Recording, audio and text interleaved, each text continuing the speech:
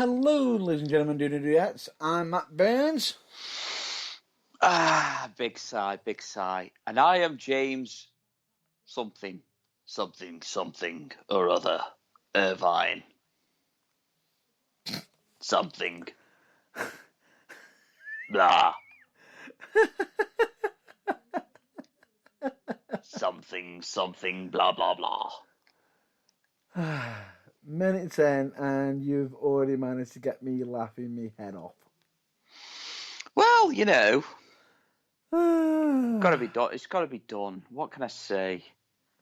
What can I say apart from "Do you know the way"? Do you know the way? Oh, better not say that. There's some controversy around that, aren't there? Yeah, but just in case. Just in case. Because it makes sense. Makes sense. We're just kind of monster. Right. Feed me more. Oh no, that's wrong person. Ryback. Or shall I say, dryback? Oh, I might even have a topic for a little bit later to even discuss. Let's get whipping, because my tongue is about to be dripping of ultimate swear words.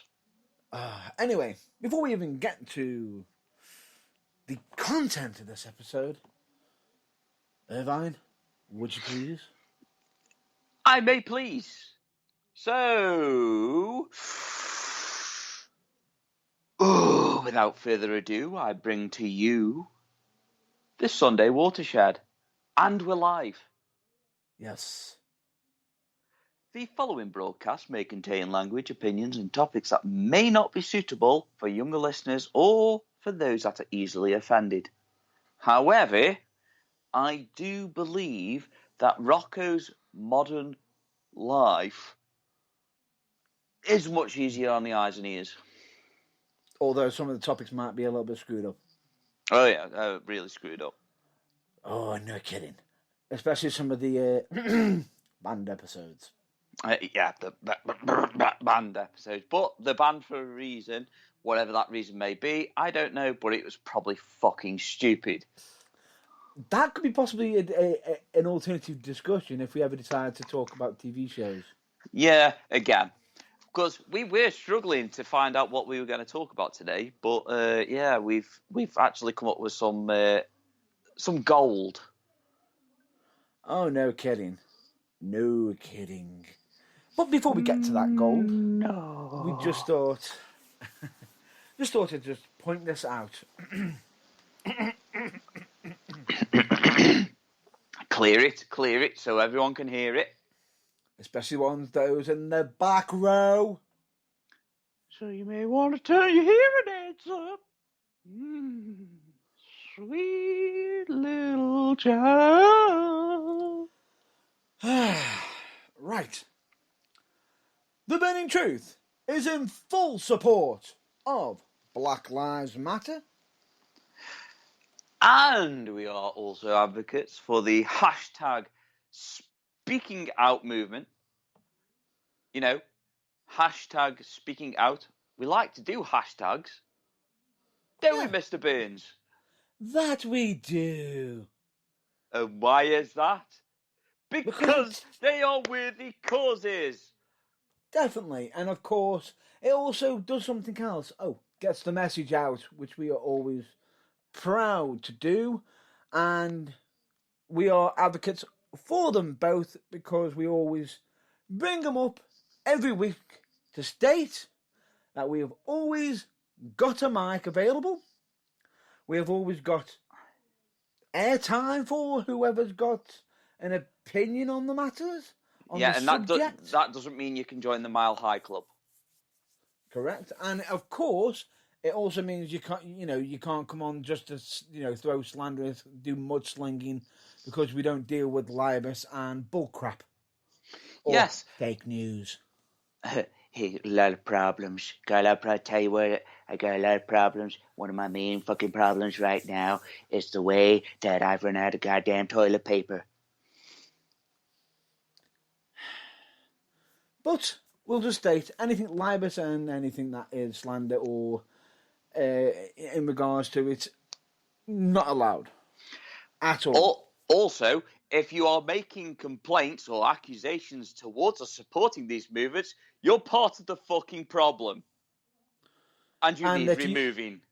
And if you are part of the problem, the real question that should be asked is, why are you part of the problem? But anyway, we won't go there because we're not pointing fingers or throwing any accusations or shade to anyone. Oh no, because they cast a big fucking shadow themselves. We'll let them. Well, you know, the thing is, we could turn around and sit down and say we could talk about this all day, but all I'm just going to say is, let them keep throwing out that rope. Soon enough, they'll bloody fucking hang themselves. Anyway, yeah.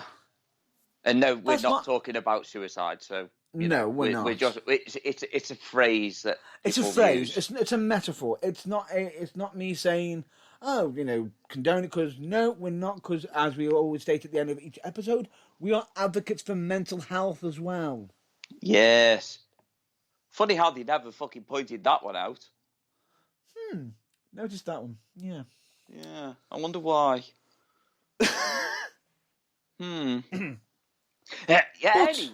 Anyway, without further ado, we bring to you the burning truth, the truth that burns like when I pee.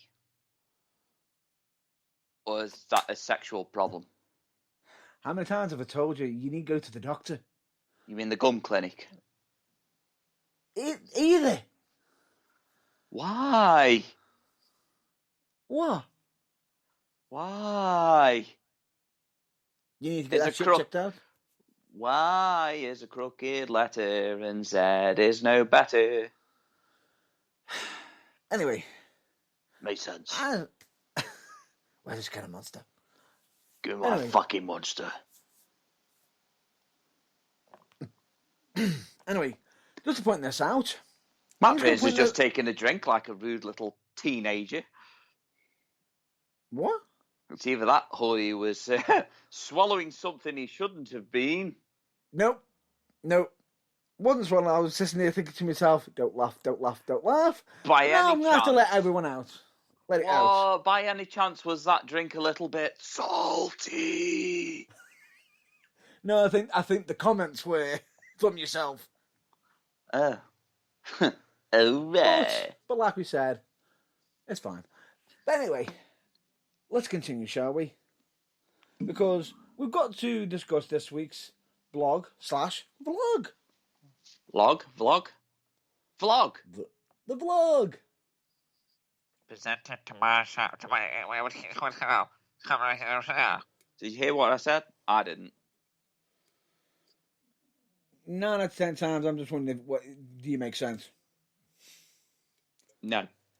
Clearly not. Anyway, the vlog, it was just a quickie. Calm down. That's what she said. I knew that was coming. That's what she said. Sorry, I had to be done. Yeah, well, I just thought I'd give a bit because, I like taking a bit. That's what she said. No, that sounded wrong. That sounded wrong. Not something I should be airing out there. I trapped myself into the corner, and now I am sitting there like a scared little hamster. But anyway. No. That's my line. I need an adult!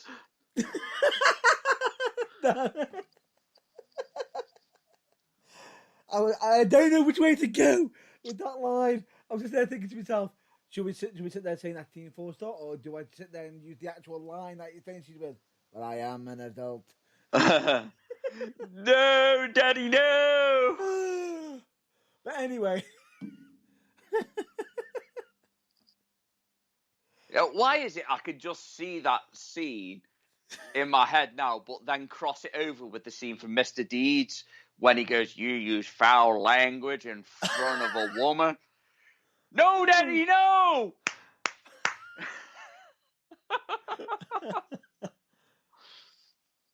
Oh, I can't get that out of my head now. And at which point you can turn around and say, I'm not questioning your parenting skills, and you just hear Piccolo in the background, but I am.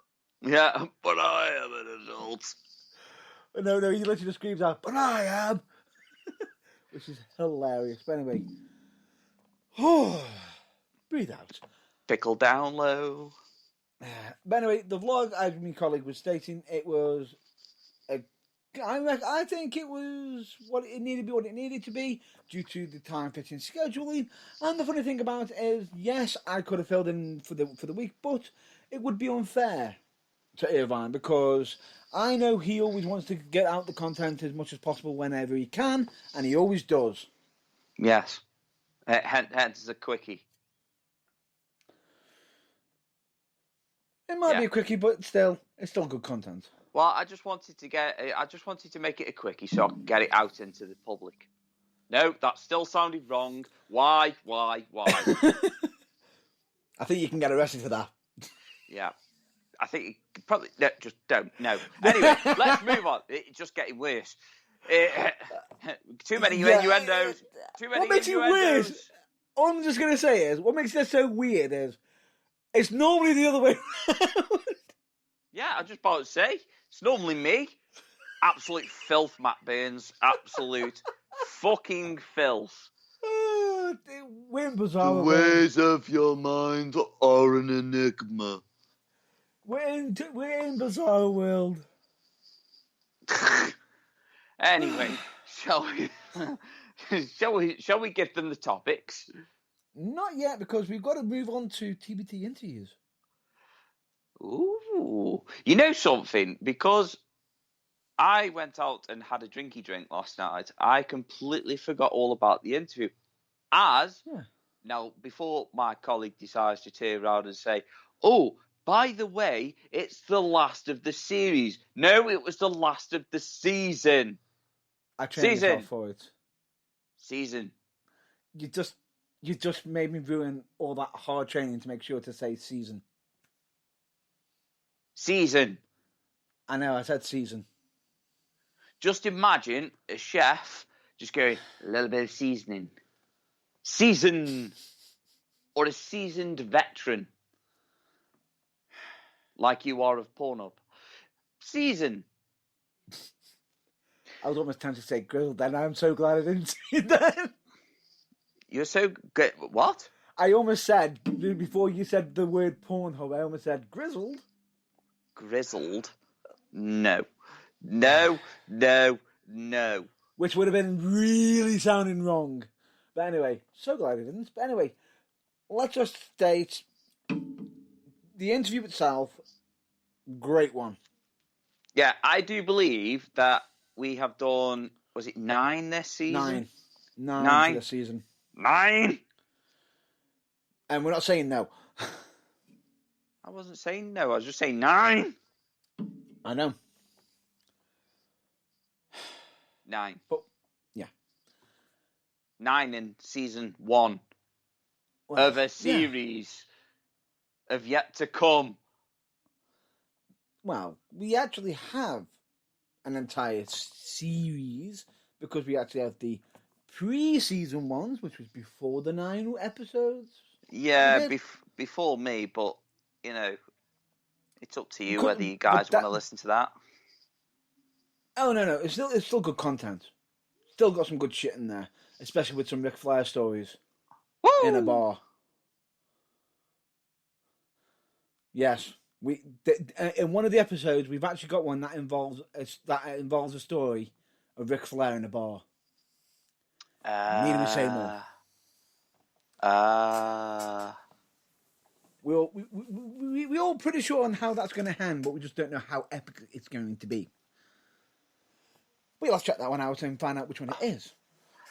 No. And I guarantee you, it's actually an episode.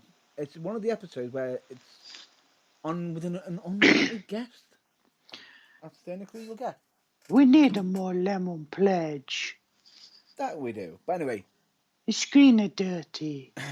Anyway, back to the original topic, which was the the most recent interview, which was none other than Burchill. Burchill, the working man, the king of monsters. Yep. Brilliant interview. Great way to end the season. Need I say more? Go and listen to it. I'm not going to spoil it for you. I even love the fact that if you don't listen to it, it doesn't make sense. Doesn't make sense. And bear this in mind, we also even had a bit of a reveal of something that we've been doing in the background, if I'm not mistaken. Yes, we did, and I'm not going to spoil it for you, so go and do it. Listen. Yeah, pretty much. Open All I'm going to say is, no response yet. Gutted. Hashtag gutted. Oh, God, that's another hashtag I'm going to get slated for. Ugh. Hashtag shocked. Hashtag go fuck yourself.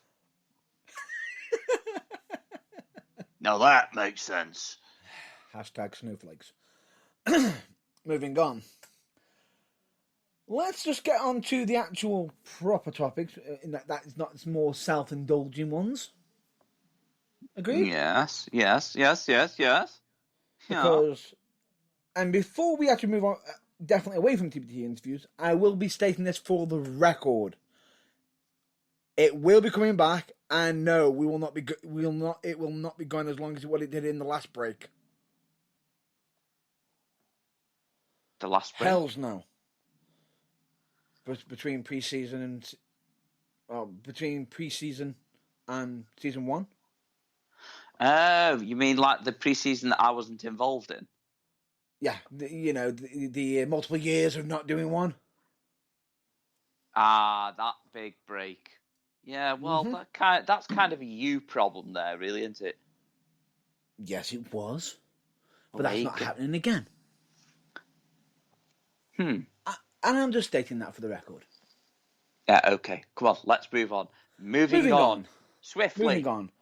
We've got some 3 proper topics to talk about. The question is, I need to ask Irvine is, which direction shall we go? Don't you even dare make me say it. Do we go WWE? Do we go AEW? Don't make me say it. Don't make me say it. Or do we go for Dark Side of the Ring? The way that you said that then sounded very menacing and very sexual-like. But you loved it, right? No, I did not love it. That's what she said. Giggity. Oh, man. Anyway. Enough of the innuendos now. Time to get serious of the Dark Side of the Ring. You want to go Dark Side of the Ring first? Yeah, because there's only one direction. Oh, God, you made me say it. Why did you make me say it? Why? I threw up in my mouth a little bit then, and I swallowed a carrot. I feel a bit sorry for you. Or the carrot. Anyway, would you like to start us off on this topic? Yeah, I've been watching Dark Side of the Ring. No, that's not a sexual innuendo.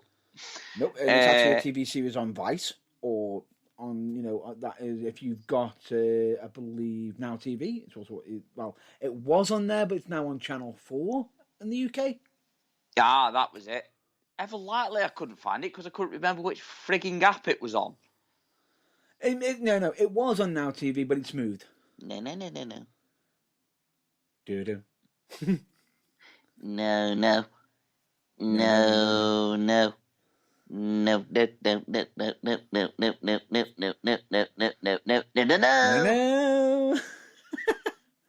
But anyway, point being is, I've been watching it anyway. I started watching it. I've only seen a couple of episodes, and it's just like when I've been flittering in and between channels. You know, I'm just like, oh, that looks interesting. Oh, it's about wrestling. Oh, cool. I'll watch that. And I've watched like 20 minutes because I was busy. I ended up being busy in the end. So I only caught so much. I have, however, watched the Bret Hart one, I think, already. Yes, it was the Bret Hart one already. Which will be the Montreal Screwjob episode? Which is all about the Montreal Screwjob. And we've heard the story a billion times, and it's getting boring now. Yes. Yeah, it's a very controversial topic. And, yes, we know VFR's in it, and he is a hole for thinking, oh, I was involved in that. No, you weren't. And why the hell would you want to be associated with it? Yeah, why would you want to claim? Anyway, I want to start with episode 1 of season 1. Season. Yeah, Season. agreed. Season. Season 1. That would be the first episode is... Oh, season 1 in the UK. Good God, I fucking hate you. Season 1, episode 1, Bruiser Brody. Announced and narrated by none other than Cactus Jack, Dude Love, Mankind, Mick Foley. Yeah. And, you know, it was very, very, very heartwarming tribute because obviously he admired Bruiser Brody. Bruiser Brody was, from what I could see, because this is the thing about wrestling, is like you've got the wrestlers that were in the 80s before majority of us were born. Yeah. Who are in their 30s now. So it's like these wrestlers were already active and, you know, taking us to new heights. And we just... You need to look back. You need to look back into the history sometimes. And Dark Side of the Ring is a good way to start. It's a good way to start. Now, the story of it is you know, Bruiser Brody died in Puerto Rico. Oof. And there's a hell of a lot of controversy around it. A hell of a lot. This is a topic I will point out. This also shows that for all the flashy lights of wrestling, there is some darkness to it. A lot of darkness. Yeah. And a lot of people sit there saying, why are we bringing this up as a topic? Why are we discussing it? Because it should be discussed. Simply because... of our message as well, of mental health. There is that. And on top of it, with it, the reason why we are discussing it and making it a vocal point is to make sure that some of the things that get discussed on it doesn't happen again. Oh God, yeah. Please continue. Right, so Bruiser Brody was a hardcore wrestler. And absolutely insane. His favourite weapon of choice was a chain. Or anything he could grab a hold of. Yeah, mainly a chain. But anything else he could grab a hold of. Now, he was brutal. Now, we all know Cactus Jack is absolutely... Well, Cactus Jack is probably the closest interpret that you'll get of Bruiser Brody. I feel, anyway. Well, you can't say that anybody else is closer than... Oh, no. For physicality, no. There was a difference between him and Foley. Foley would have the pain inflicted upon him. Yeah, I know, but this is what I'm saying, though. Character-wise, they were very close. And if I'm not mistaken, didn't they actually even share the ring once? Yes, I do believe they did, yeah. Ooh. And that was, what was that, start of Foley's career? Yeah. I will say this. Rough way to break into the business. Oh, God, yeah. Basically, nowadays, everyone's offended. Nobody likes getting hurt unless you're on AEW's roster. And yes, we will be discussing that as well. So calm your tits down. So none of the modern day wrestlers like getting hit. They're all very well protected to a certain degree, unless Vince McMahon's involved. And yeah, it's just it was a very different time for wrestling. There's none of this contract business. You didn't know anything about what went on backstage. There was no internet. There was no internet. There was No no dial-up. nosy reporters. The people who were allowed to report on it were actually in on the whole back scenes. So, you know, it was a different time. And Bruiser Brody, it was, well, a.k.a. Frank Goodish. Well, Yeah. for anal people, Frank Donald Goodish. He was a completely nice guy outside of the ring, but as soon, like in the interview with his wife just went, he would switch into Bruiser Brody straight away. As soon as he left the kids and he walked in through the doors of the airport, he was Bruiser Brody. That is commitment and that is talent. And also at the same time, scary as hell. Yes. Very, very bipolar, I would say. But at the same time, the man beats up people for a living and comes at you with everything he's got, and he doesn't hold back. Yeah, I'm pretty sure you could ask a few people in regards to that. Just take it for a moment. Abdullah the Butcher. Yes, Abdullah the Butcher. I think his favourite thing was a fork. He used to use a fork on his opponents and drive it into their skull. Yeah, exactly. And Bruiser Brody would be like, "Come at me, bro." Even though he didn't say bro, he was pretty much just saying, "Come at me like a wild man." Yeah, exactly. Now you've got the whole episode surrounded on his life was actually pretty damn good, to be fair. But there's a lot of controversy and conflicting stories, especially from two well-respected wrestlers that one of them actually saw it happen and, you know, the other one is in pure denial. This didn't happen. That didn't happen. And it's funnily enough, it just so happened to be one of his best friends / work colleagues. Yeah. That, you know, brought it all forward to say, we don't know what happened. We never had a meeting to find out what was going on. It was a fucking conspiracy. I'm not a conspiracy theorist, but damn, all that evidence put in front of me like that, yeah, the man's guilty as fuck. It's almost like, you know, get your tinfoil hats. Yeah, get your tinfoil hats, make your own opinions. A bit like the whole, what's in comparison that was quite controversial. And one minute, would you say the missing of Madeleine McCann? I know Bruiser Brody's not a child, but fucking hell, mate. You know, it's fucking close, isn't it? There's many controversies, and with the Dark Side of the Ring show, with the whole, with the actual show, they don't exactly shy away from what's being. No, they don't, and they are literally not. They give zero fucks. So basically, the story of it is Bruiser Brody was going for ownership. Was it?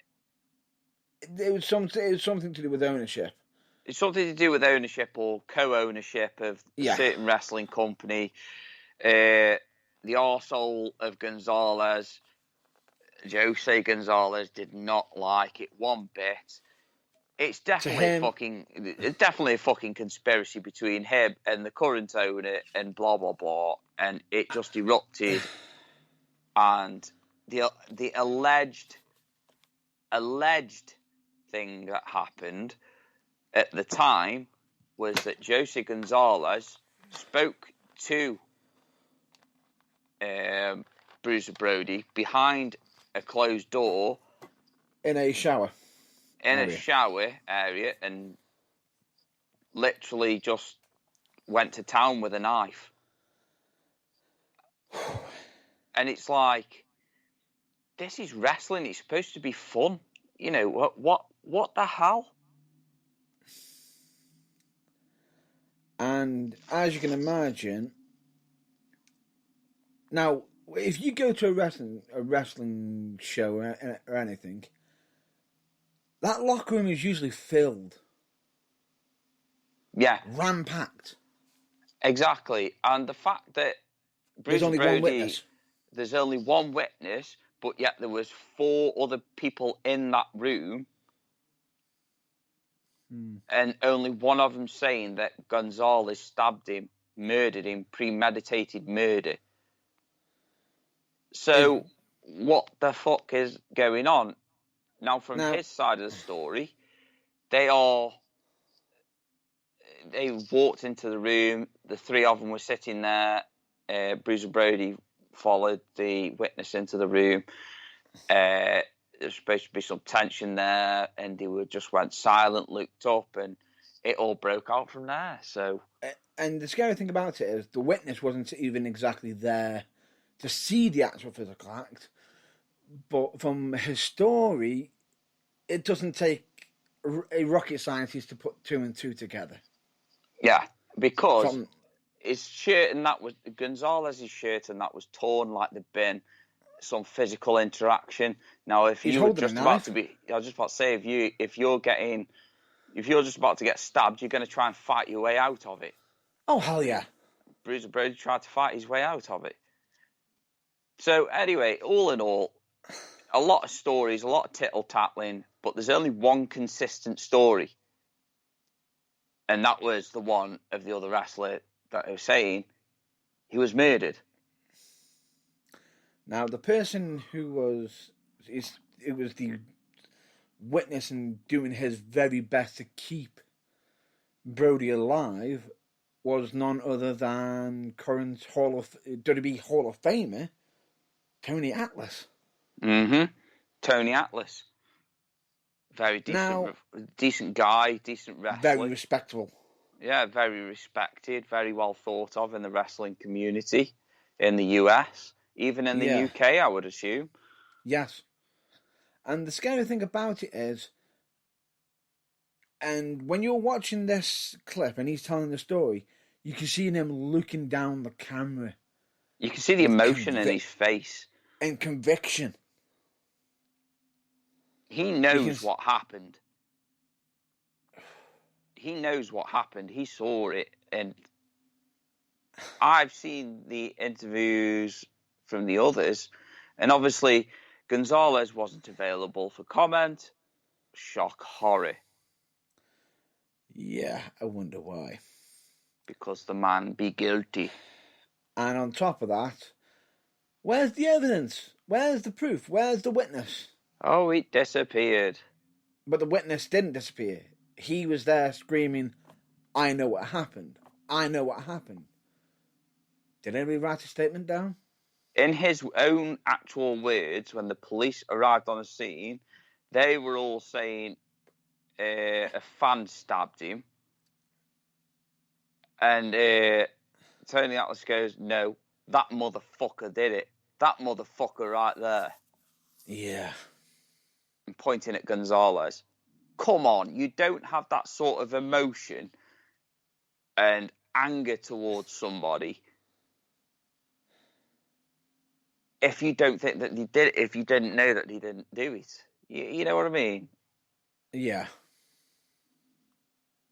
Just, what the hell with it?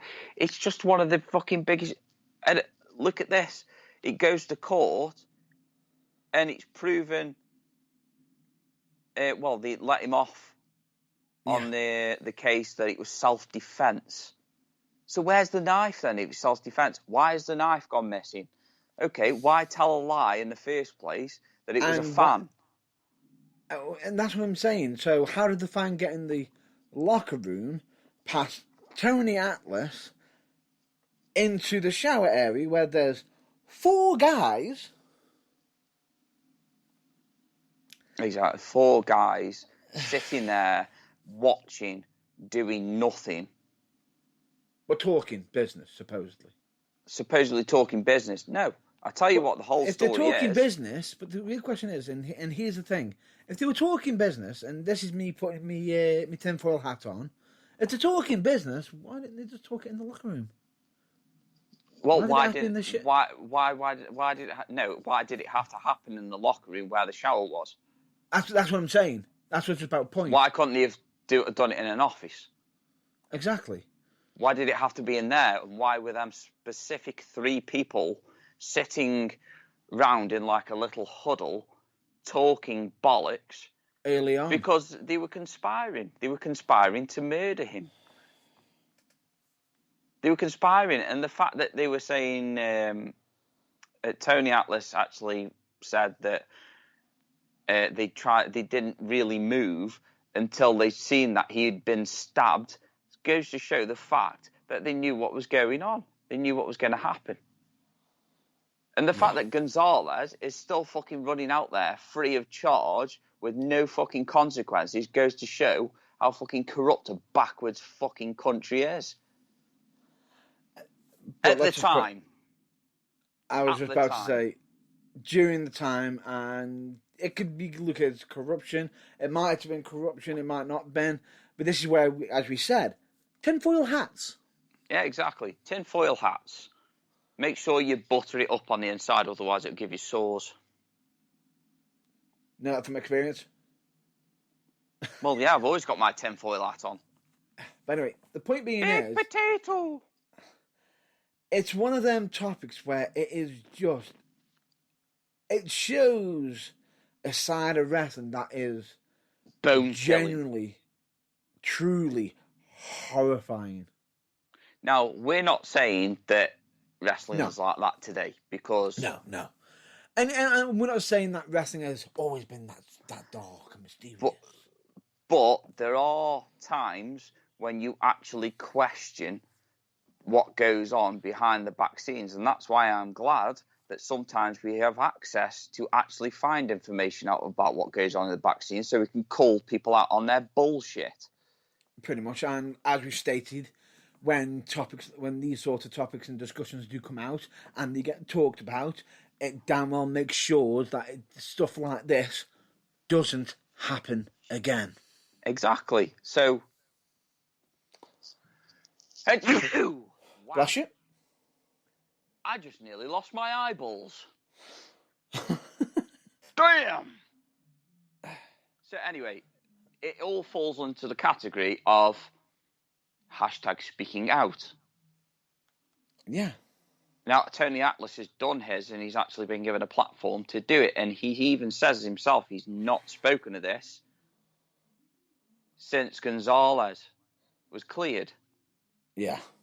And let back into the public. And by the way, Gonzalez is still fucking training people.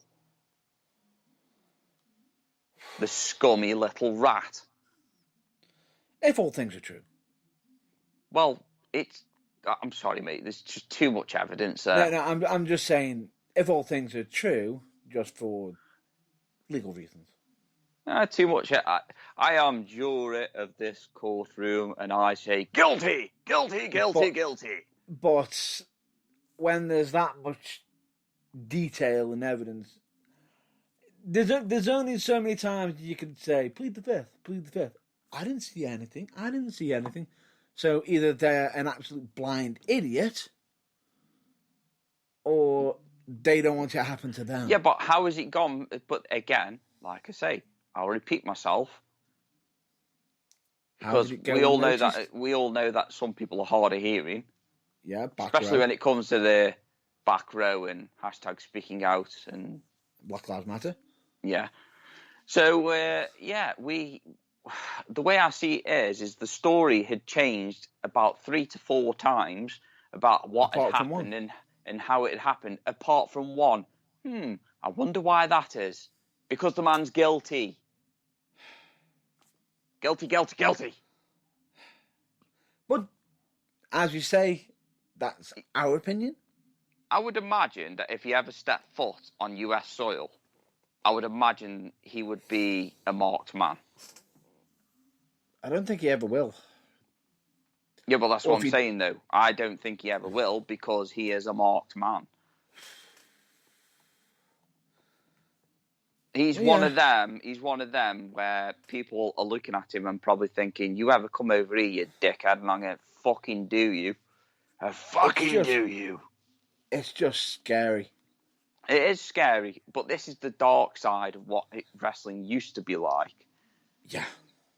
And, you know, again, I'll come back to hashtag speaking out and the whole... Who was it not long ago who said that they didn't like that people knew what kayfabe was and about backstage? So would that be a certain Ric Flair? Ooh. Lots of people have come forward regarding hashtag speaking out against nonsense, mental abusers, physical abuse, blah, blah, blah, within the wrestling industry. Now, if people didn't know about kayfabe and what goes on backstage, so are you saying that we should really silence people for speaking out against the wrongdoings in wrestling? I don't think that's the message that he was trying to convey. I think the idea, what he was trying to say is keep the mirage of what's happening in the ring, how it used to be. Yeah, but without that, I get where he's coming from, but at the same time, by silencing people knowing about that, you're silencing what goes on in the backstage locker room, which I'm pretty sure it might have been just personally, I think that could have been a knee-jerk reaction or knee-jerk answer. Personally, you can't have one without the other. Yeah, exactly. You can't have your cake and eat it. You can't have your cake and eat it. I'm sorry, Flair, but no, you can't. And in this case, right, as much as I know someone's probably turning around saying, "It's real to me, damn it," or, stop ruining it, or whatever. The point being is, a lot of people are a lot more smarter nowadays. They've got the internet. But here's the funny thing about the entire situation. Okay, fans now may know the situation. But, and the fact is that WWE and other companies are very shit at keeping secrets. Especially when it comes to signing, who they're signing, who's making the debuts. Like Rhea Ripley was spoiled about 3 weeks before, a month before she made a fucking debut on Raw. Months, actually. Months. And no, I'm not saying this about Ric Flair because I'm pissed off with Charlotte Flair always being in the picture and in the limelight and being a mardos. Even though she is. But, I'm not saying about that. It's just your comments come with consequences. And I am that consequence. But anyway, point being is, with these sort of topics, getting the stories out as much as possible is a good thing because it makes sure that some of these stories never have a repeat. Yeah, exactly. Never repeat again. Exactly, and that's the whole point of Dark Side of the Ring. And there are lots of other things, that I've got to look forward to. Matt Burns himself will be listening. I have watched episode 2, but I'm not going to go through that one this week. I'll be going through that one next week. Yeah. Because we're going to make this a bit of a segment. A bit of a segment until obviously we run out of episodes from each season. Yeah, season. Until the series comes to its conclusion. Yes, which, if I'm not mistaken, is something you know nothing about. Oh, sorry. You did. I'm just on got your words mixed wrong. Season 3. Are you sure you're not on Series 3? Season 3. Series 3? Season 3. It's not on Beercock, is it? Or Peanut? Nope. No. I'm on Season 3, and the scary thing about it is, as much as I could turn around and threaten Irvine with spoilers, I'm not, because he gets off on my reactions. No, it's not getting off. No. Yeah, you do. Come on, you get that excited. You like a little puppy. No, it's not. It's one of them. It's one of them shows I won't say anything about. I'll let them succeed, because the weird thing about it is, if I say something, when certain details are being revealed, it doesn't. It's like, it's like taking the punch away. You know, you don't want to be giving spoilers, and some of it you need to make it that hard gut punch to have that message spelled out. Yeah. In a non-dyslexic way. And yes, I can make fun of dyslexia because I am dyslexic too. So I'm practically taking the piss out of myself. But at the same time, you're not. Not what? You're not. You're not taking the piss out yourself at the same time. You're making it, it's everybody. Well, yes, I'm taking the piss out myself. But yeah, okay. If you hear some vibrating noises, it is a massaging gun because my butt cheek has got a knot in it. My butt cheek, not my butthole. Mm-hmm. Can you hear it? Yes. And that's what she said.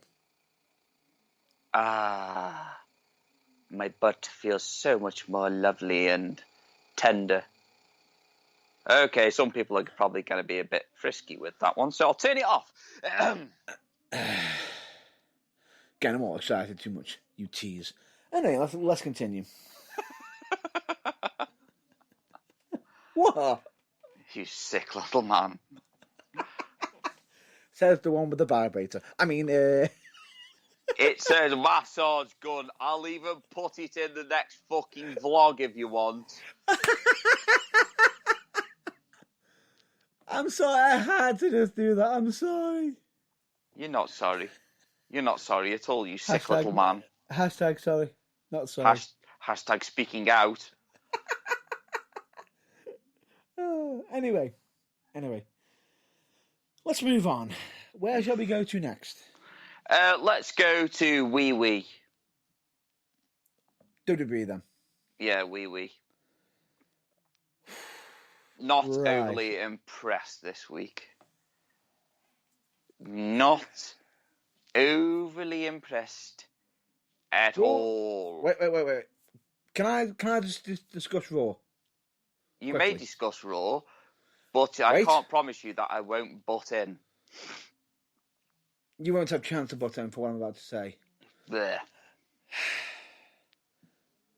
Tried to watch it, got bored of it, and it's getting painful to watch. Move on. Wow, you're right. I couldn't butt in. Because you took the words right out of my fucking mouth. Switch it off. Very, very, very, very terrible. It was like watching The Simpsons on Channel 5 when I had a black and white TV. I would have rather watched that. Wow. I'm being genuine here, and this is bear this in mind from time to time. We have to watch a lot of wrestling content. A lot, and there is too much. And 3 hours of fucking Raw is just fucking painful. It's now getting to the point where I'm actually wondering if I'm just a glutton for punishment, or I actually, what is my issue with myself? Why am I punishing myself? Why am I torturing myself in watching this? I would rather lube up a fucking bottle of bleach and slide it very intensely down my throat. Although we don't condone suicide. No, we don't. No. The bottle would be closed. Okay, a Coke bottle then. It's almost trying to learn an entire language, and but you get thrown into the advanced course, and you're like, "Hey, what's going on here?" But you're being told to catch up within 30 seconds. Do you want me to tell you what Raw is at the moment? It's a massive soap opera. Right, it's a massive soap opera. It actually makes me want to watch a fucking episode of Love Island. America. No, Love Island US. The really bad ones. No, Love Island UK is fucking terrible. I don't know how many times a group of people can say the word like. What you like. Well, you know, like, I went to the salon, like, and I went and got my hair done, like, you know, like, I just went to the shops after, like, and I bought myself a bra, like, and I was like, and then you got the guys going, oh, I went to the gym, like, and I was staring at myself in the mirror, like, for about half an hour before I actually picked up some weights that were about 6 kilograms, like, you know, like, just What got you to, like. you're like, oh, I really fancy it, like, and I'm like, oh my God, shut the fuck up. I lost You know, so I many really like her. I really you know. like. Oh my God. Really? Fuck off. Just, it's not even entertainment. It's not even entertainment. You just got a room full of buff bagwells sitting there fucking posturing at one another. And a fucking room full of fucking Barbie dolls sitting there going, do you like my lips? And it's like, oh, sorry, love. I thought they were fucking rubber dinghies. Fuck. Like. And why was that? As soon as you said that, all I heard was American males. Oh, And both man, Bagwell honestly. was. Fuck. I bet they all sit there posturing, just going, I'm buff, I'm tough, and the girls just can't get enough. And then the girl's hair is just fucking really. No, Anyway. and the girls are just flicking their hair, going, so, like, do you reckon he fancies me, like? You know what I mean? Like.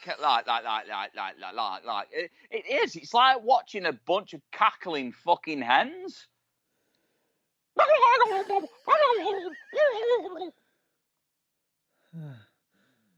For me, the issue I have with it is it's with the writing team. I can't make sense of it. They're all producing fucking Love Island. That's why. They've lost all the brain cells watching that pile of shite.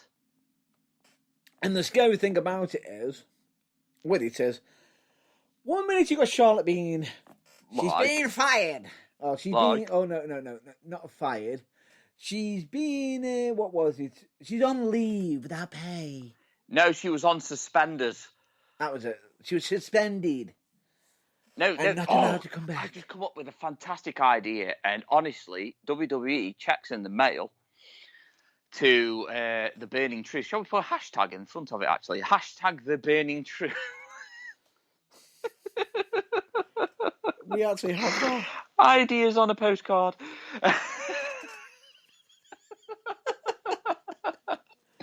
Fuck off. Seriously. I'm laughing that hard. I forgot what I was fucking saying. Oh, that was it. Suspenders.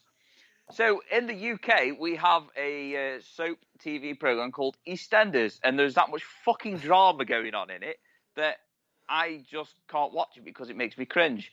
So that's like WWE's version. It could be Suspenders. So every single time a wrestler does something wrong, they get suspended. You're on suspenders. And they could all go sit in the room like fucking Love Island, just go, do you reckon fancies me, like, buff leg belt. Do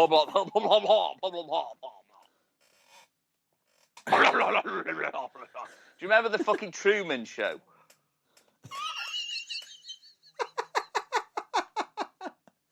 No, wait, even better, Bruce Almighty, when he starts controlling what Evan says, and he's just like, poopy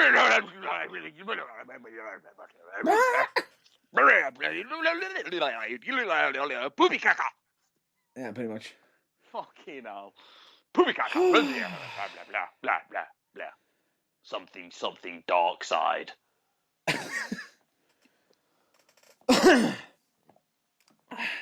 I know we've just gone completely off the rails. Oh, no. We were completely on topic then. Because it's... Oh, no. I meant your mind. Just completely just went off the tracks and just gone, see you later!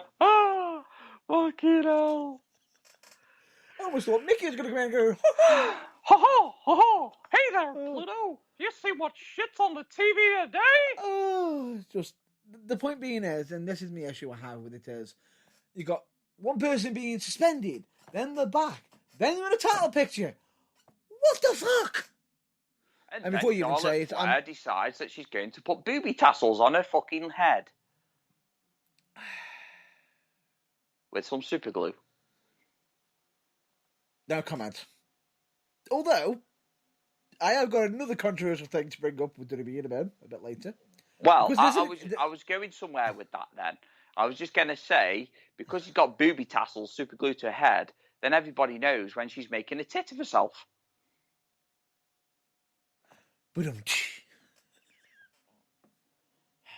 anyway, I've got two more topics to discuss at the moment. Can you do them without laughing? One of them is to do with Retribution. Oh my God, they still exist? Nope. Thank God for that. Even though we've got T-Bar and Mace as a tag team. But the question is what happened to the others? You mean Teabag and Musk?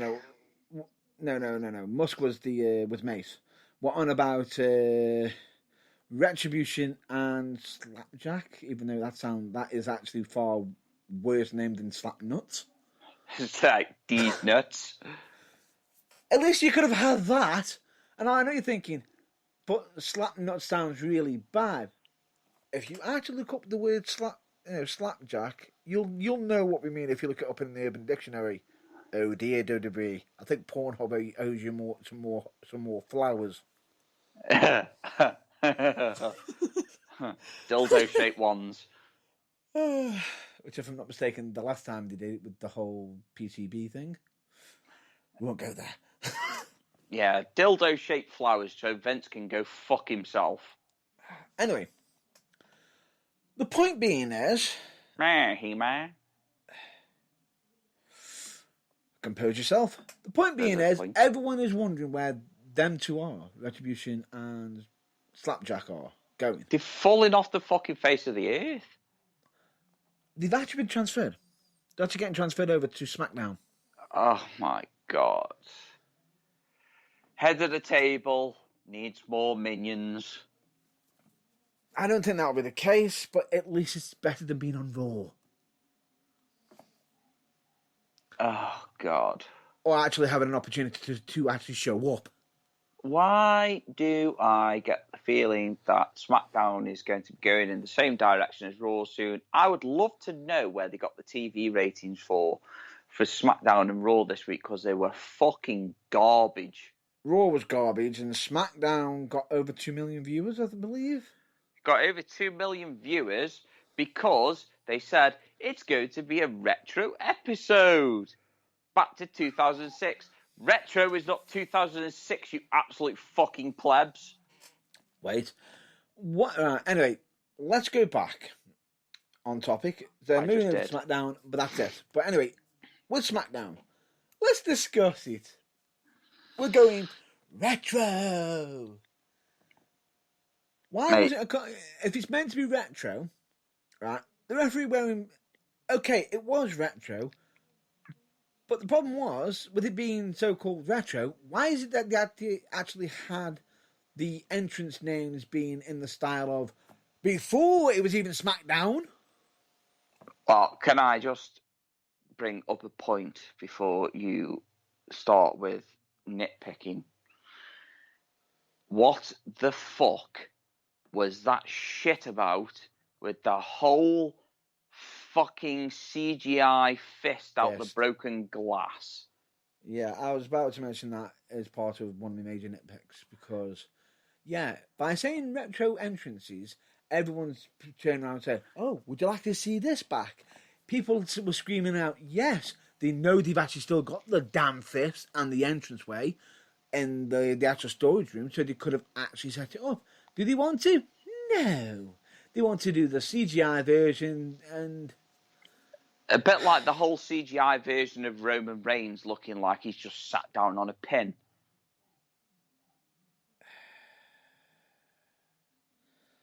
It doesn't do it any justice. It doesn't. And then they're saying it's retro SmackDown.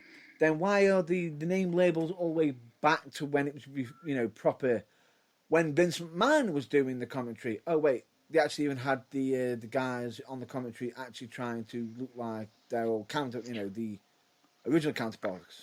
With So, Pat McAfee looking like Vince McMahon. So, Mr. Burns, all in all, was it retro? By all means, retro means old but cool. No. So it wasn't old and it wasn't cool. Why is that? You know it's not good.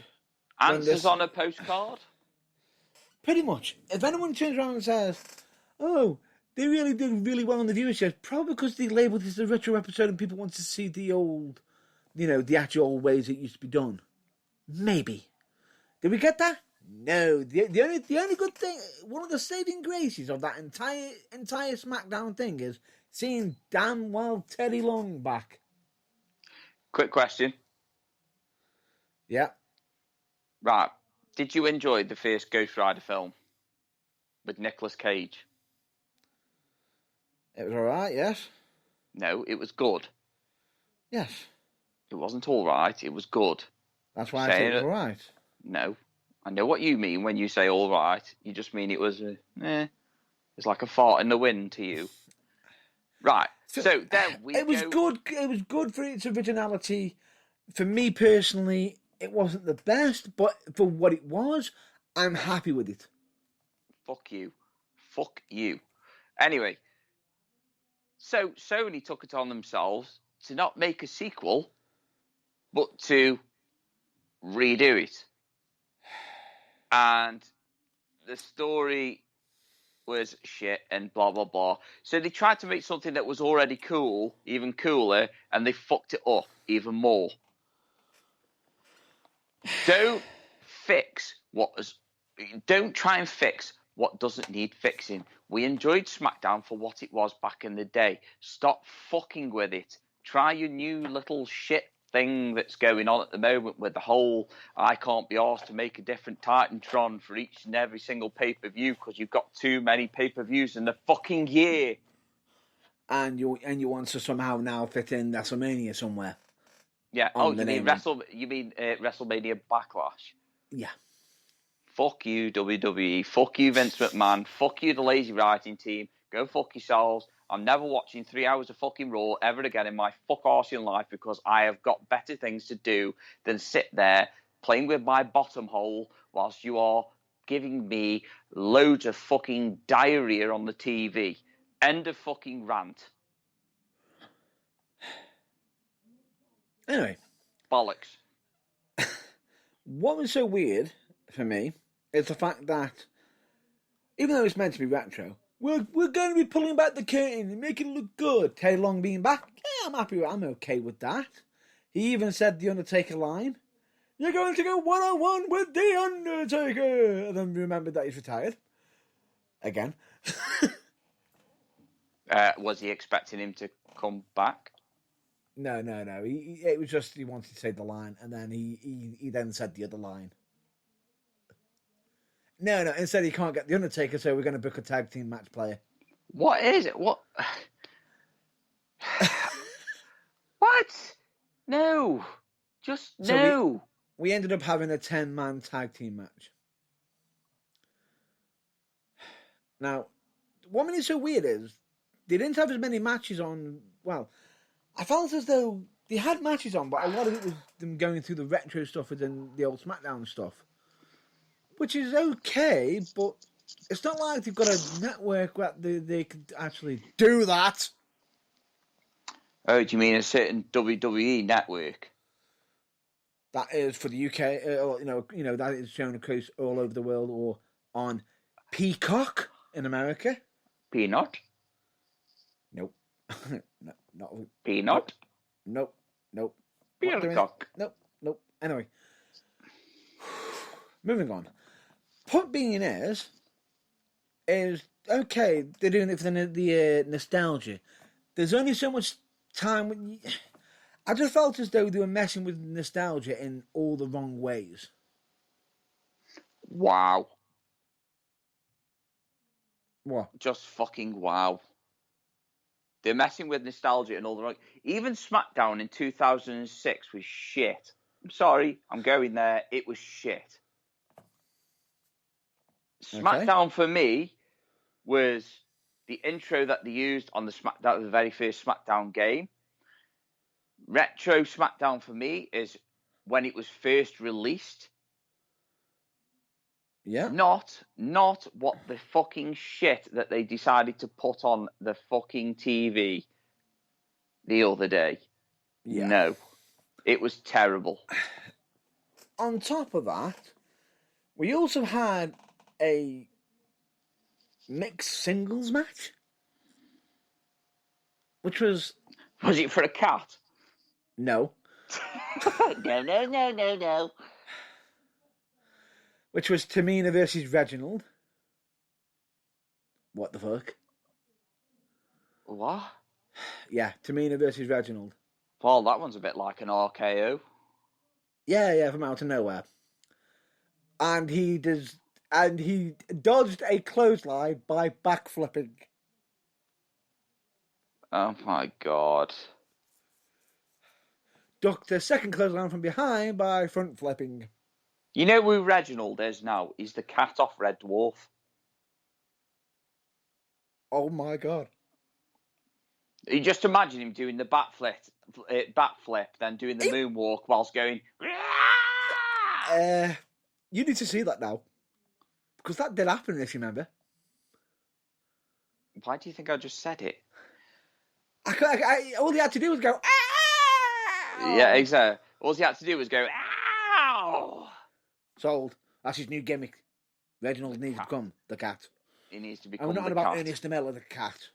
No, we're on about Red Dwarf, the cat, who was actually a cat that morphed from a cat to a human. Who was played by Danny Don Jules. Yes. Amazing. Yeah, definitely. Definitely. That was retro. That was cool. I hope they never try and bring it back. I hope they never try to bring it back because you don't need to fuck it. No. No. I'll save that for another day for you. No. Shut up. Too much. No. I'll let you down gently later. Right, anyway. Moving on. Prick. What? It's not me who did it. Anyway, point being is, it just didn't make sense, a lot of the storyline. Then we had the whole situation with Jimmy Uso coming back. Yes, I know. It doesn't make sense. And the fact that... Cesaro ended up looking like a superstar that he should be. Great. He's now the number one contender. And how did he become the number one contender? If he beats Seth Rollins. Now, what association did Seth Rollins have with Roman Reigns? He didn't fucking have any. So it's all for the Universal title.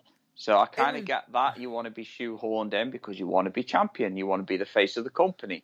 But when Vince McMahon has got such a fucking hard-on for one fucking wrestler, it's impossible. What made it even worse is when the promo got cut from Teddy Long, and this is not disrespecting Teddy Long, he literally put in the match stipulation, if Cesaro wins, he gets a title shot at Roman Reigns. But never states what bloody Seth Rollins gets if he wins. Yeah, it kind of... Spoiler alert! Yeah, it kind of didn't make sense. We all know they're pushing fucking Cesaro anyway. I hope they push him straight to the moon. But... that's not going to happen. I can't see it because Vince McMahon has got such a hard-on for Roman Reigns. And now that all it's going to be is just a way for Jimmy and Jey Uso to come together and fucking be alongside Roman Reigns. That's all it's going to be, and Cesaro's going to get his arse handed to him by Jimmy and Jey, the Usos, and Roman Reigns is going to be like, take your place. And you're going to be like... I am head of the table. I am head of the table, take your place, doesn't make sense. Roman Reigns' gimmick suits him. It does suit him, and I love him as a heel. But we need to have something to finally crack it. Crack that shield. Wow. You've been waiting to fucking say that for ages, haven't you? A little bit. How long have you been hiding that little cherry bomb? A month. Wow. Here's me coming up with fucking material on the fly, and here's you. I really, really need to save this up for a month so I can blow my load all over the burning truth. It wasn't that. It wasn't like that. It was just I didn't have the setup until then. Oh, for God's sake. But anyway, shall we continue? Yeah. Point being, Cesaro looked like a superstar, and when's the pay-per-view? Oh, I don't know. When is the pay-per-view? I was genuinely asking then. So was I. That's worrying, the fact that we don't know. I think it's because we just don't give a toss because we know the fucking outcomes. They keep moaning at everyone saying, no, you shouldn't know anything about kayfabe. Oh, you shouldn't know anything about what goes on backstage. They fucking practically give it to you every fucking week right in your face. You couldn't be any fucking more in our faces if Vince McMahon pulled his horse out and said, join the Kiss My Ass Club. Which is supposedly going to be getting kicked off a certain network. Oh, Peacock. Yes. And no thanks to Steve Richards either. Right to censor. You always gotta love the jokes about right to censor because it was the most annoying thing ever, but it worked. Yeah, damn right. It just works. It just works. Or as we say, it makes sense. Next week. Part of me was really glad it's now next week, and you know why? I didn't want Cesaro being doing well on the Go Home episode. Oh, yeah. Because we know what fate that would bring. But that's what I'm just saying, though. It's like, you do well on the Go Home episode, you know what's going to happen next. You're screwed. Yeah. You don't want it. I mean, don't get me wrong, Cesaro's on fire, and he deserves that title more than anybody. It's almost like being the comedian in a thriller movie. Yeah. You are really screwed. Yeah, you're really fucking screwed. You really, really are. I mean, the old running joke, isn't it, about in horror movies, if there's a black guy or a black woman, they always end up getting killed first. Which is unfair, which is, Which, if you go back into horror film history, is pretty fucking damn true. It is, which is unfortunate. Although, if I'm not mistaken, they ended up correcting that, didn't they? In one film. Well, I fucking hope so. Get Out. The film. Get Out. I was just about to say, what have I done now? I'm just stating a fact. I'm just stating a fact. No, the film Get Out. It actually breaks the conventional rules, and I would recommend you watching it if you like a good horror thriller. Oh, is that the one with where yes, the white people are fucking hijacking their bodies because they're getting old. I tell you what, it's a really cool film, that is. And his friend is fucking hilarious in it. You know when he rings him? Yes. And I was like, what the fuck? It's I will say that's a good film. It is a good film. No, I enjoy that film. Really, really good. Yeah, I just thought I'd point that one out. Yeah, it is a good film. But anyway, now that we've got rid of the whole SmackDown situation, we've now got to bring back a story, a certain topic that we've already covered. Have we? Yes. The trash bag story. The what story? The Mickey James trash bag. Oh, the trash bag story. Yeah. See, when you say trash bag, it could mean so many things. We don't mean trash bag as in the some of the idiots who need to be out of the wrestling business. Not saying names. Yep. Or pointing any fingers. Just the ones who are, battling against the whole hashtag speaking out. Anyway, we're not going to go down that road again. But anyway, point being is, you thought they couldn't do a situation worse than Mickey James. Oh dear, what have they done now? Did you know that Mickey James wasn't the only victim of it? I know there was somebody else or a couple of others, but I don't know the stories. But I've got an additional person right now, and her situation is even worse than Mickey James's. Did it turn up in a slightly used condom? No. Did it turn up inside the rectum of a dead cow? No. Would you like me to just point this out to you? What it was? Can I have one more guess? One more guess. Did it turn up in a pig intestine bag? This is the burning truth, not Saw. I'm just saying. I'm asking a question. No.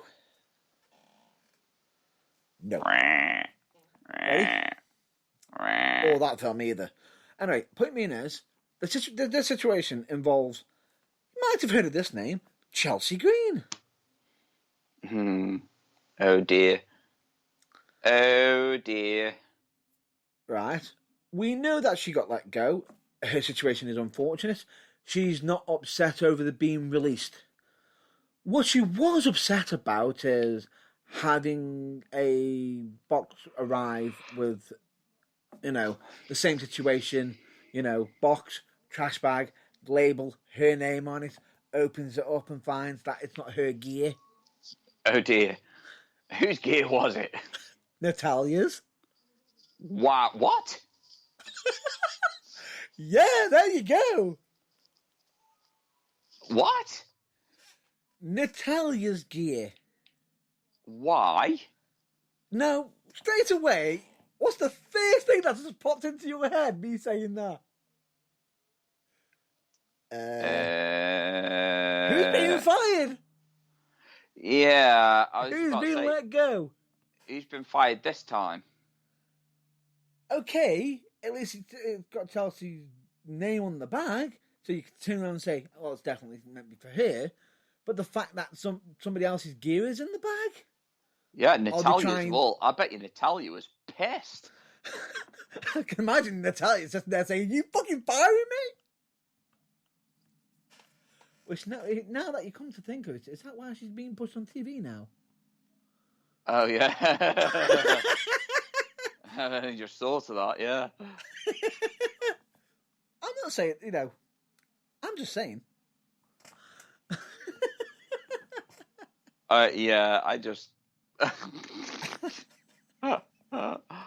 Oh no. Yeah. I've just messed with your head now, hasn't it? There's plenty of things that mess with my head.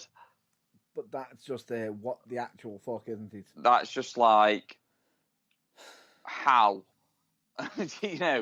How. Yeah. How can you balls that up?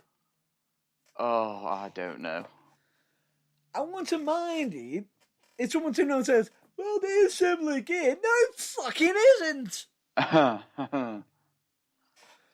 Natalia's pink and black.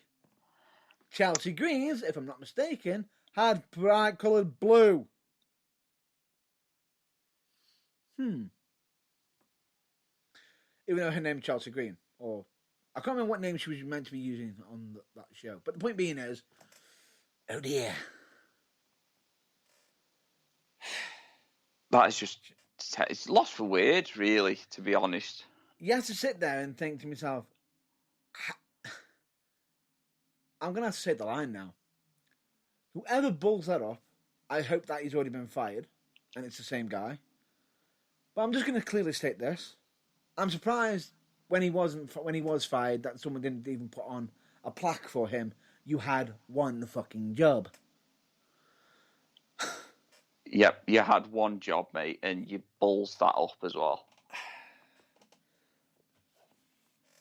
What makes it worse is he didn't just balls it up once, he balls it up twice, and the second time even fucking worse.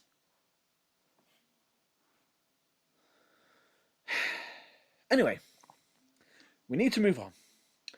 Let's get over to AEW, shall we? Yeah, AEW. The land of the forgotten people.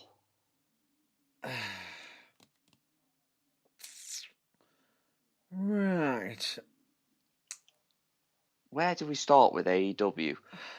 Is it the fact that they can't make their mind up whether they want to actually fucking kill fucking Jericho or Protect Matt Hardy. protect Matt Hardy? I don't know. I'm not 100% anymore. What's going on? Yeah, So, pretty much. AEW are having some backlash at the minute because Sorry, arseholes. Because arseholes, basically. Right. What I find so weird is the match itself, Blood and Guts, how they did it was clever. Nice setup, good storytelling through most of the match, but then we got to the finish.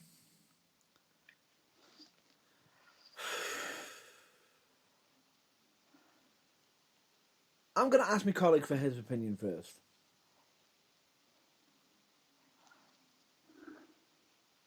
On the end of Blood and Guts match.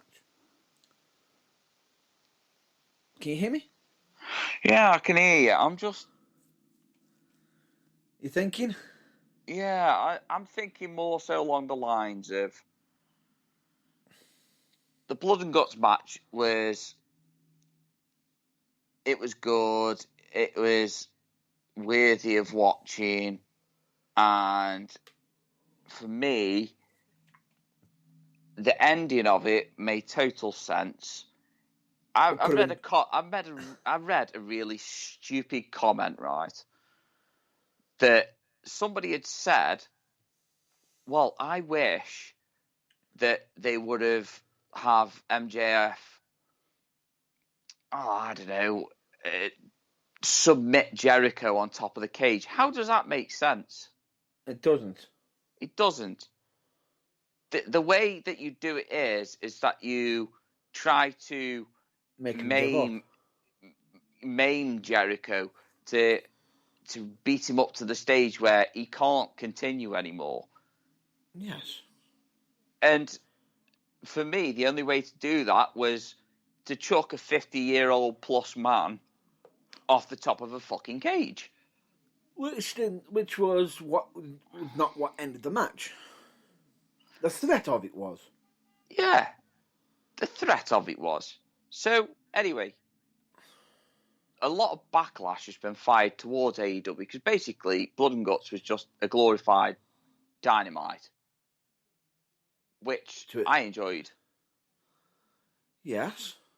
But I don't like how people are slating AEW and saying that, they really should have done better. Did you see? I didn't realise that steel was made of cardboard or aluminium was made of cardboard. You're like, dude, what do you want? Do you want Jericho to die? He's in his 50s, dude. I'm pretty sure that even though it might have been landed on something cushion, it still would have sucked. I'm not going to lie. It doesn't matter how many boxes you absolutely fucking fall off onto. It's going to hurt. And you could end up having whiplash as well. Exactly. Protect against concussions. But that's just detriment to Jericho's professionalism and ring ability. Yes. And bear this in mind, like I said, he's 50! You know, he's in his 50s, for fuck's sake. My issue was with it is it was an issue but not an issue. Jericho was coming out as this big all fighting leader, but then MJF got the better of him. Which was like, Usually the face is the one. Is this Jericho's way of potentially retiring? Could be. It could be. If it is, fair enough, fair play. If it isn't, then they could have had him fight a bit more, potentially. But I've got no issues with it. And the problem is, they give him the threat of throwing him off, and then he throws him off anyway. Yeah. Great heel work. Great heel work. Be careful, you might upset Flair with that. I'm a wrestler, so fuck off. So am I. So... You're not allowed to talk about it, it's taboo. Shock horror. Dun, dun, dun. Anyway, point being is, such a dastardly bastard. Better? Yes. Right. Much better. All it needs is the dodgy tash. He-Man. Anyway, point being is, okay, what Jericho landed on ended up being a bit more cushioned than what it should have been. Because when it went through, you could see that it was heavily cushioned. Regardless of it. People saying, it could have been implemented better. Personally, for me... I'm sorry, could you repeat that again? Nope. No. No, it's not. No. It's just nope. No. Right.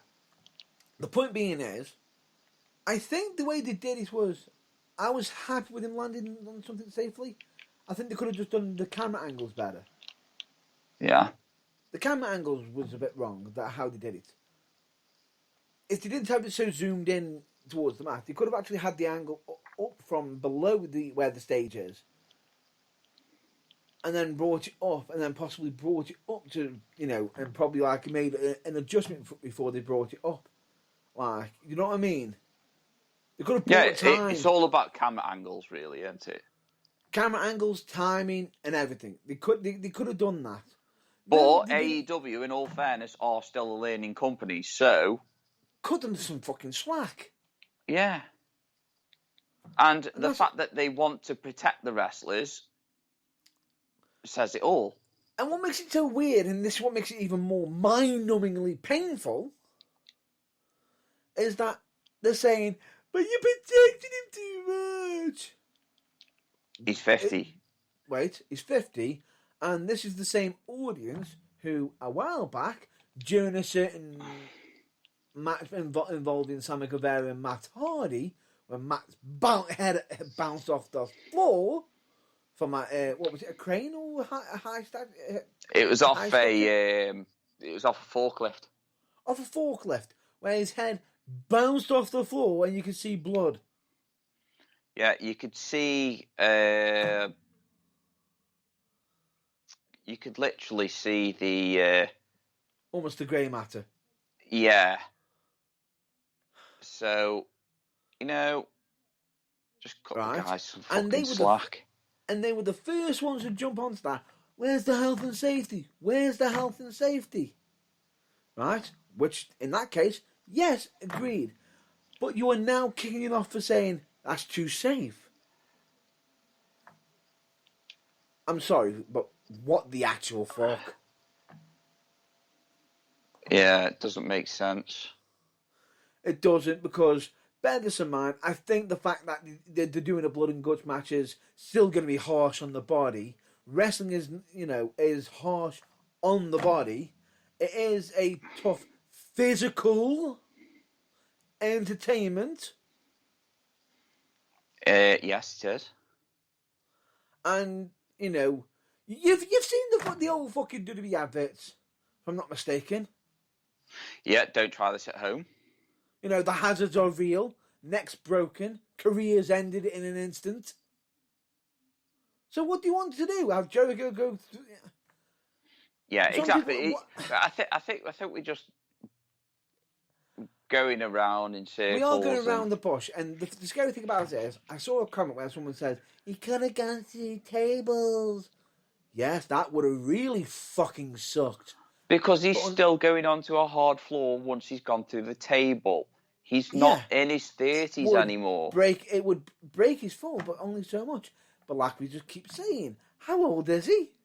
50! What, are these the same people who you know, these are the same people who were telling Ric Flair, don't come back to wrestling, we don't want to see you hurt, but they want to see Chris Jericho get thrown off a fucking cell through onto a concrete floor? And these were also the same people that wanted to see Sting come back. And now that he's back, they don't want to see him wrestle because he might get hurt. And all I keep thinking to myself is... Can't win. You can't win. Fuck off. Moving on, shall we? Yes, please do, because it just what goes on in a fan's mind, you just can't please them all. They're all fickle-minded. As Daniel Bryan used to say, fickle. Oh, yeah. Got to touch that subject now, quickly. Daniel Bryan, and I know you're all thinking, why didn't I mention Daniel Bryan under the WWE category? There's a good reason why. Because A, you forgot, and B, he is no longer under contract. Or is Correct. he? Or isn't he? No. He isn't actually under contract. He isn't. His contract expired. So technically... If that's the case, then he just needs to, he's got find somewhere. Yeah, he's got a choice of where he wants to work. Does he want to go back to old school style of wrestling, the way that it was done in late 90s, early noughties at AEW? Does he want to go to Impact, where... Does he want to go back to ROH? He just want to go back to it, anywhere where he's got more creative freedom and more respect. But at the same time, he's got the ability to stay with WWE as well. The choice is his, even though WWE are still heavily trying to get him signed to a contract. But at this moment in time, he's not signed. And I'll say this for the record. If he ever comes overseas to the UK... amazing. I will do everything in my power to make a certain thing happen. Yeah, but... I'll aim to do my best. I was just about to say, we're already clutching at straws on one thing that we've got going on, but, never say never. Never say never. Always aim high. Always aim high and reach for the stars. Go straight to the moon. Yeah, baby. Just as long as you don't turn up on NXT wearing a certain jacket looking like you're about to go play snooker. Oh, God. No, just don't. Really don't. It's not something that we want to see. It's still fucking funny. All I can think of now is some old guy walking into a fucking pub to play snooker. And I really feel sorry for Scarlett right now because of the segment that involved Austin Theory. Oh my God. Have you seen it? It was me, Austin. It was me all along. No. He said something really... I will say, I couldn't believe he actually said it. Go on. He's looking down at her as she's sitting in a chair speaking to Regal. Because he just walked in, him and Gargano have, interrupting the meeting that he was having with Scarlett. Pa? And Gargano walks off. And you can see Austin Theory's looking down towards her. And you know what sort of outfit she wears? Oh, dear. Are we talking attitude-esque comments here? Potentially. His exact words were, are they real? They can't be real. They're just so big. Oh, and then And then immediately just goes into, how are your nails so tall and big? Oh my god. That is so. That's. Do you want me to tell you what that reminds me of? A Carry On film. It was, I was pissing me. Part of me is like, did that just fucking happen? But at the same time, Because what we're used to now, we're being used to not being told that you can't say stuff or do stuff like that anymore. So when it does happen, it makes it twice as more funny for us because we like to sit here and watch everybody's fucking head explode. it was just, part of my brain was like, did that just happen? Wrestling fans in their 30s and 40s will know. Even older fans, they will know what we're talking about when we say this. We like to literally sit there, grab our popcorn like a certain Michael Jackson Thriller, and sit there. Or Beggy. Or Beggy.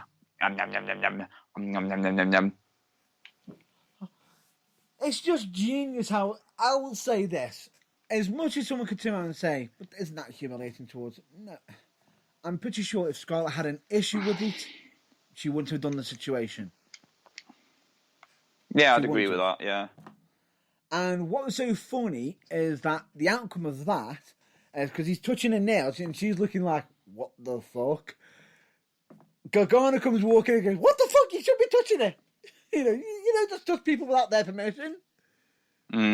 Drags him out the office, and because of that interaction, he's ended up, on the following episode, he's got a match with somebody. Aptly, her fella. WWE Logic there, hello. NXT champion, non-title match, of course. Yeah. In other words, Austin Theory's getting killed. Yeah. But it was just one of them moments where, why is it that on NXT they're pulling out stuff like that, and it's funny as fuck? Well, it's been a while, let's put it that way. It has. It has. And genuinely, out of the WWE content, I'm just going to say NXT over SmackDown and Raw. Yeah. Enough said. Enough said. Let's move on. Let's move on to the epic wrestling moments. I'll let you take over that segment. Lead the way, would you please? So, epic wrestling moments. So, we have unlikely champions. Unlikely champions? Was it unlikely champions or unlikely victories? Well, unlikely victories is a good start. I'm going to say unlikely victories. Yeah, unlikely victories. Yeah, which can potentially lead to unlikely champions. Yeah, so we have the first one, which I reckon Matt Burns was salivating over, was the win or victory for Hurricane Helms over The Rock. It's fucking hilarious. We've all seen the segments.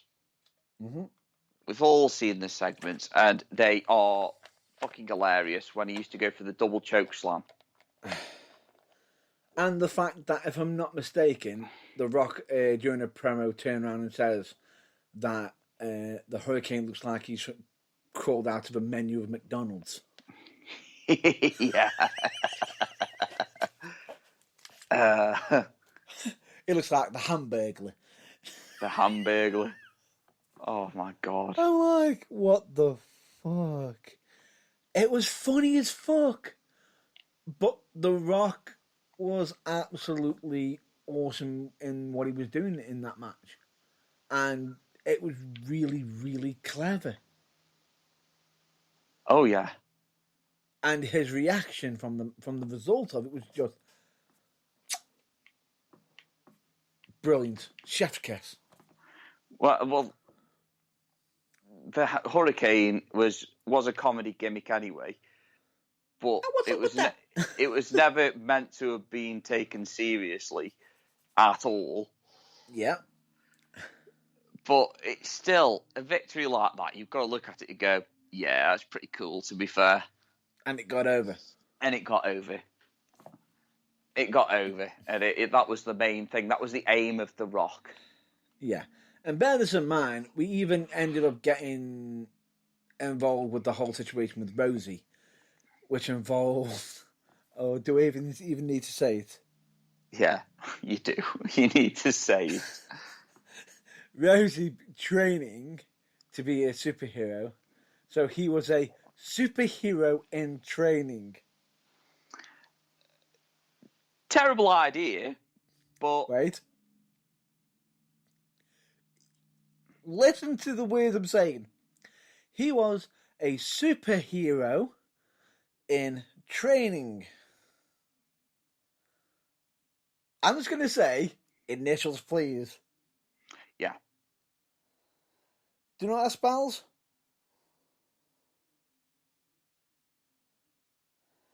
And in their mind, they got superhero with two words, not one. Yeah. It's a bit like the whole PMS thing. Yeah. Oh, fuck. For anyone who has not caught on what we're on about, basically the initials spelled out shit. Yeah. Shit. What? Just fuck. But it was still comedy gold. It was. Anyway, that's one match. That was one victory. That was amazing. Any others? Yeah, you got again with The Rock. Go on. Mick Foley. On Raw. Mm-hmm. You're on about the infamous Raw one. Yeah, but don't forget, we've also, it's not just The Rock. Triple H as well. D-Generation X and Stone Cold Steve Austin. Yep. And bear this in mind, if I'm not mistaken, what was the other channel doing? Oh, that was there. Making a mockery and saying, that'll put a lot of butts in seats. Wait, it fucking did. Yep. Would you like to remind everybody of what channel that was? Which one? The one that was making fun. Oh, WCW. Oh, do they exist anymore? Not unless WWE revives it just to kill it again. Bit like what happened with ECW. Yeah, at least ECW are fucking humble. Anyway, moving on, shall we? Yeah. It was still... That match was absolutely epic, and genuinely it was a really good match, entertaining as hell, and you wouldn't have thought he was going to win it on an episode of Raw. No, and that was the whole buzz about it. It was like an episode on fucking Raw. Yeah. It's not even pay-per-view! Like a certain film, Ready to Rumble, mentions in it. But we need moments like that on like Raw and SmackDown and AEW Dynamite. And I mean, I noticed on Dynamite, nothing like that's happened yet. So, again, I suppose that WWE could say they've trumped AEW on that one. But at the end of the day, I was just about to say for now. Yeah, for now. Kenny Omega's just basking in his own glory. It's not Keith Lee. That's why I said in his own glory. Anyway, continue, please. Yes, so he's not only just basking in his own glory, Kenny Omega, but he's not lost a title yet, and he's got so many. It's like he's trying to do something. Is he Yeah, aiming for a record? He's aiming for a record held by... Is it Ultimo Dragon? Ultimo Dragon. Good Lord. How many titles do you need? I saw the meme the other day, and it actually made me chuckle. Because it got Kenny Omega, oh, look at all the titles I've won. And then it got another wrestler, oh, look how many titles I've won. And then it got Ultimo Dragon saying, bitch, please. I was like, yeah, that sums it up pretty well. Yeah. I can't get over that, to be fair. It still is funny. Yeah. It is funny. Another one match I'm going to point out that a lot of you could turn around and say, well, we knew certain contracts were coming up in due and everything.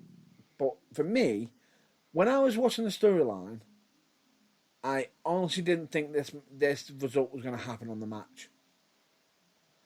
We are talking No Way Out pay-per-view. Yeah. Brock Lesnar versus Eddie Guerrero. Oh, yeah. Wow. Now, nobody would have expected that in a million years. As much as you can turn around and say, but Brock Lesnar's just coming up soon, you think they would have held it off till WrestleMania? Yeah, you would have. No, they didn't. Eddie Guerrero came out victorious. Okay, someone could say, he had help. So what? He's Eddie Guerrero. If I'm not mistaken, his gimmick was he lies, he cheats, he steals. Yeah, exactly. And such an amazing worker. He literally won that fair and square. He won that match. What a match it was. And the emotion after it. The only controversy that it causes with certain people is obviously who he celebrated with. But no, that was at WrestleMania. Yeah, but that's what I'm saying though. Who he celebrated his victory with, which was during that time. Yes. Yeah. So I'm just going to say his name, Chris Benoit. Yes. Because also another thing as well is, am I right in saying that his son, who shares the same surname, one of his sons, yes, is signing up with AEW? Possibly. And you know something, I know people are going to hate me for saying this, but I hope he carries the name. I hope he does well. And I hope... No. I know what you mean. No, there's no malice in that. I just hope that the shadow of the name doesn't weigh him down too much. Yeah, well, it's only like, you got Brian Pillman Jr., aren't you? There's no controversy surrounding Brian Pillman, like, to that degree. So, why judge a book? Season 3. Shut up. You're not listening to what I'm saying. Again. Yes. Is that you can't let the past of the elder overshadow and the career of the current superstar. Yeah. And do you know which two people I always think of that have managed to do that really well? Cody Rhodes and Dustin Rhodes. Yeah, they've always carried themselves quite well. I mean, don't get me wrong, it's a very difficult... Being the sons of Dusty Rhodes. Come on, Dusty Rhodes was an absolute legend, icon, and, all-round amazing guy, if you will. And the last time he was seen on TV, I believe it was TNA. No, WWE. Was it? I thought it was TNA. Nope, WWE. It was WWE. The whole Rhodes family versus The Shield he was there for. Oh, yes. Yes, Great he story. was. Great storyline. Then he had some involvement with NXT, and if I'm not mistaken, as he dubbed, "Come under my learning tree, baby." He was amazing. No, but he said that. He said this to people, as in regularly. But he was such an amazing, amazing person, and he would give such amazing advice and help them improve. Yeah, I'd agree with that because we all love Dusty. We all do. We all do. Just watch him work. I mean, come on, just watch him work in the debut of The Undertaker, for fuck's sake. Fucking hell, better yet, just watch a certain promo. Hard times, enough said. Or just watch his not so infamous plumber promo. But you work with what you're given. And he did it well. He worked his shit and made it work. Exactly. They always say that you can't polish a turd. Well, I'm sorry, unless you're Dusty Rhodes, that fact remains fucking true.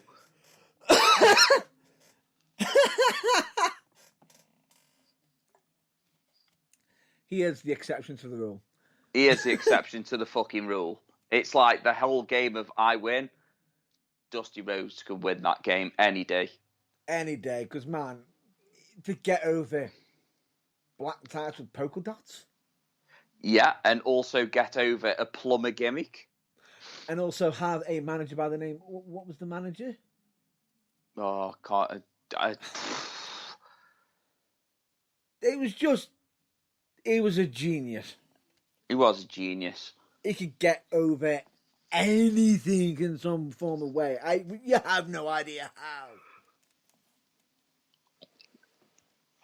But anyway, is there any more people that are on your head that you can think of? No, I think I'm done. I'm going to go with Barry Horowitz beating Skip in his first ever win. Yeah.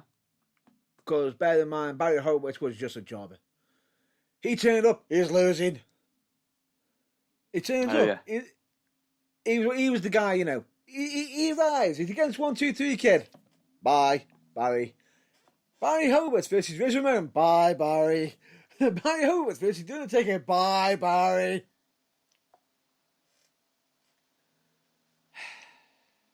You get what I mean. Oh yeah. Barry against Doink the Clown. Bye, Barry. Yeah. Barry Horowitz. And then all of a sudden, Barry versus Skip. Bye, but what? Didn't Bo Dallas nearly create that as well? Bo Dallas really nearly recreated that, didn't he? What? The whole can't fucking win, can't catch a break. Almost. So it was almost Bye Bo, which ended up becoming Bye Bo now. Yeah. But anyway. Right.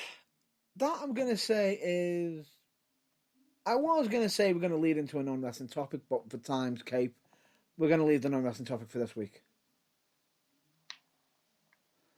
Would you agree with that? Yeah, I'd say we could leave it there quite easily. I'm going to say we're going to leave it there because we have been going on for quite a while. Almost 2 hours, by the way. Ooh, interesting. Yes, I know. We've had that much to discuss. And bear in mind that we almost started this episode almost thinking, what are we going to be talking about? 2 hours. Yeah, I was just about to say we were getting a bit worried. Yeah. But anyway, all I'm going to state is, you know what we follow. We have a links page. Check them all out. You know, charitable organisations like Change for Health and Wellbeing, Change Recovery Radio and Mine, Donald Louise Hospice Care, Children for Young People. We of course I also recommend you check out UKWA. I know self-plug. Self-plug, like your butt plug. Or like your vibrate. Moving on. It's not a vibrator. It is a fucking massage gun for my buns. That's what it's called now. Anyway, moving on. We, of course, always recommend you check out The Last Side of Wrestling, be it either Botchamania, WrestleCrap, or OSW Review. We always recommend you check out your local promotions, whatever they are. But if you don't know what they are, check out Babyface Wrestling app on your phone, which is a free app. And it can actually... open doors for where all your local promotions are, and you can also follow promotions and also follow wrestlers.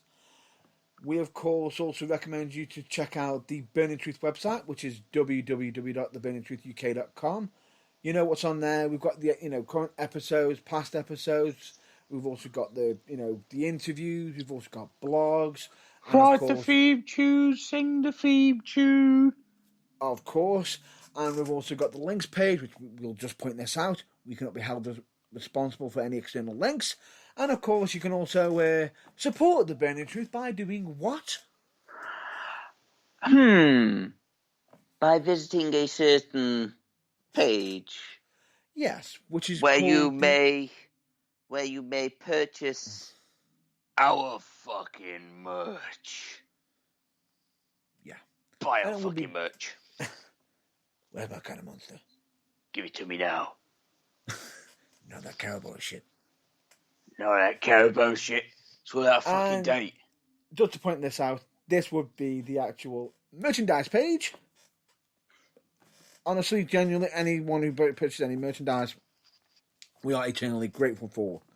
And of course, we have our social media, which we are on Facebook, Twitter, YouTube, Instagram, TikTok, and other places. And let me just point out, you can listen to past episodes, be it through the website, Spreaker, Spotify, iTunes, Deezer, Amazon Music, Google Podcasts, and many other sources. And of course, we've always got our regular scheduled programming of our mental health message. Yes, because, ladies and gentlemen, it is okay to be not okay. And asking for help is never a weakness. Never a weakness. And in doing so, you can end up finding out that there's more care for you than you could ever know. Exactly. Be it family, friends, hell, even a complete stranger.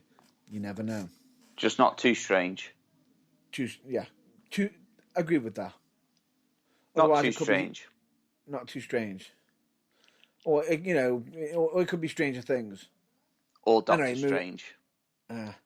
Anyway, we also recommend you to never compare your behind the scenes to other people's greatest hits. Quote from Tom Campbell from Cultaholic. We, of course, also always remind yourself to make yourself a priority once in a while. It's not selfish. It is, of course, necessary. And during these times, right now, if you could be anything more in this world right now, please be more kind. Please. If you could be anything more in this world right now, please be more kind. No. And of course, ladies and gentlemen, what is the number one rule of Progress Wrestling, The Burning Truth, and in general life as a whole? Don't be a fucking dick. And for those in the back row, don't be a fucking dick. Don't be a fucking noncy little dick. Pretty much. And of course, as the Wildstones would usually say, be excellent to each other. And no, I haven't memorised the names. The Last Person, Esquire, and Ted Theodore Logan. Yes, it's just too much. I've got it glued. I've got it in muscle memory in my head. So because we know you like to nail things like that. That's what she said. Giggity. Anyway, so with that, we hope you all stay well, stay safe until the next episode. Always check out your local promotions, give support, and just also to point out that potentially, if I'm not mistaken, we might even have some wrestling training back next week. Yay! So that could be something looking forward to, and even, more promotions getting ready for their return for wrestling. Would be nice. Looking forward to that. We're just saying it would be nice. It would be nice. Which is nice. But anyway, genuinely, I'm just going to state this now for the record. It has been emotional, and we'll hopefully catch you on the next episode of The Burning Truth. And with that in mind, I've been Matt Burns. And I've been Mr. Hanky, the Christmas boo, he loves me and I love you. Howdy ho! Okay.